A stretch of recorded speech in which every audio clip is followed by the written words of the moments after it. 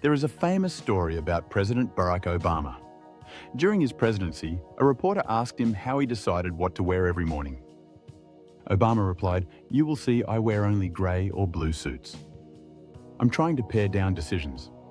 I don't want to make decisions about what I am eating or wearing, because I have too many other decisions to make."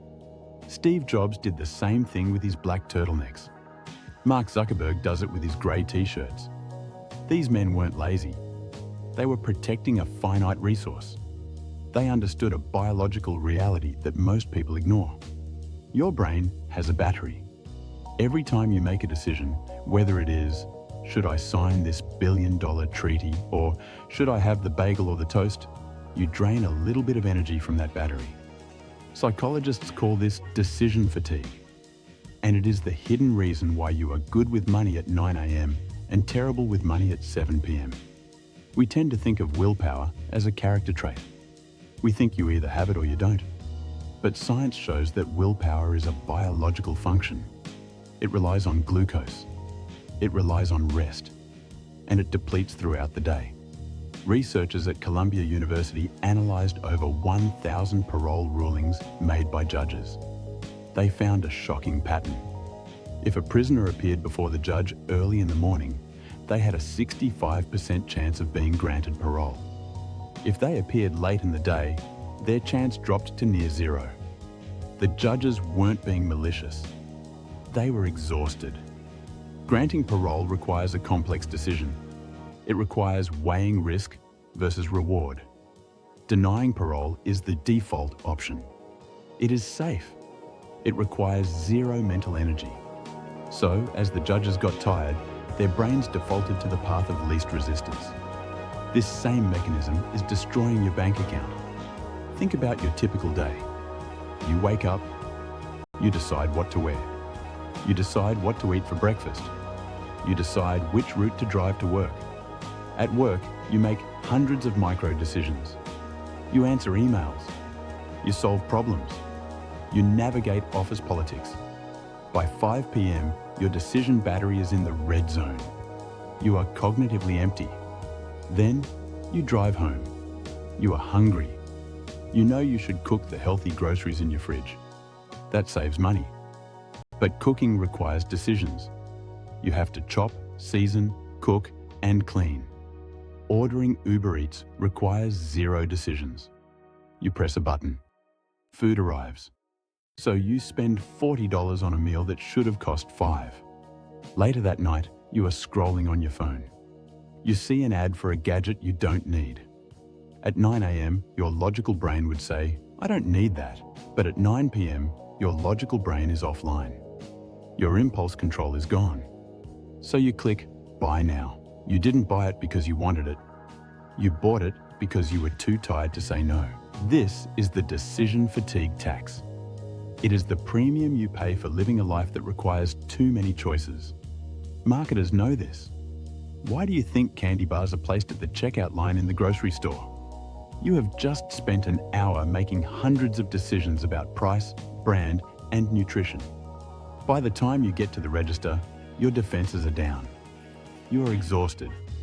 The marketer knows you can't resist the sugar because your brain is screaming for a glucose refill. So how do we stop this? How do we protect our wallets from our own exhaustion? We have to adopt the philosophy of defensive minimalism. We have to reduce the number of decisions we make so that we can save our willpower for the things that matter. Here is the 3-step protocol to eliminate decision fatigue. Step 1. Automate the defaults. The most expensive decisions are the ones you make every single day. Food is the biggest culprit. If you have to ask yourself, "What's for dinner?" every night at 6 p.m., you have already lost.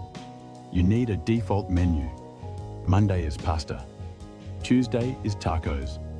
Wednesday is salad. Or you meal prep on Sunday. When the decision is made in advance, you don't have to use willpower in the moment. You just execute the plan. This applies to your finances too. If you have to manually decide to save money every month, you will eventually fail. You will have a bad month, you will be tired, and you will skip it. Automate your savings. Set it up so the money leaves your account the day you get paid.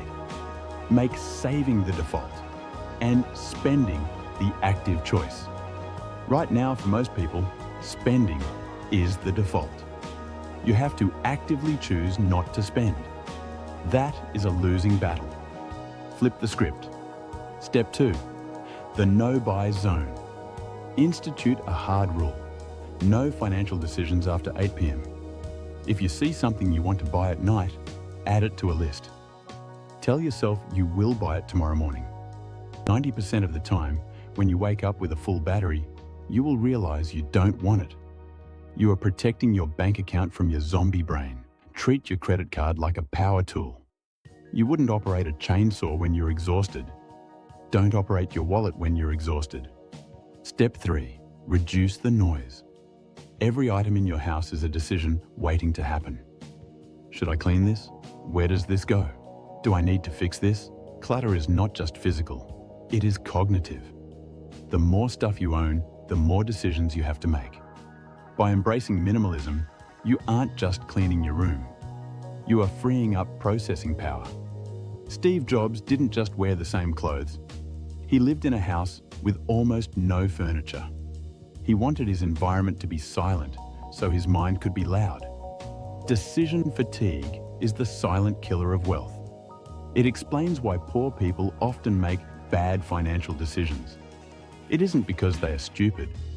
It is because poverty is exhausting. When you are worried about rent and food and the electric bill, your battery is constantly draining. You have no bandwidth left for long-term planning. You are in survival mode. And in survival mode, you grab the immediate reward. But even if you aren't poor, you can be time poor. If you are overworked and overscheduled, you are making yourself financially stupid. You are burning the fuel you need to build wealth just to get through the day. You have to protect your battery. You have to treat your willpower like a bank account. You only have a limited amount of deposits every day. Do not spend it on what to wear. Do not spend it on what to eat. Do not spend it on fighting the urge to buy a candy bar. Systematize the small stuff so you can dominate the big stuff. The goal of fiscal psychology is to build a life where doing the right thing is easy, where saving is automatic, where investing is default, where you don't have to fight yourself to get rich. Stop trying to be stronger. Start being smarter.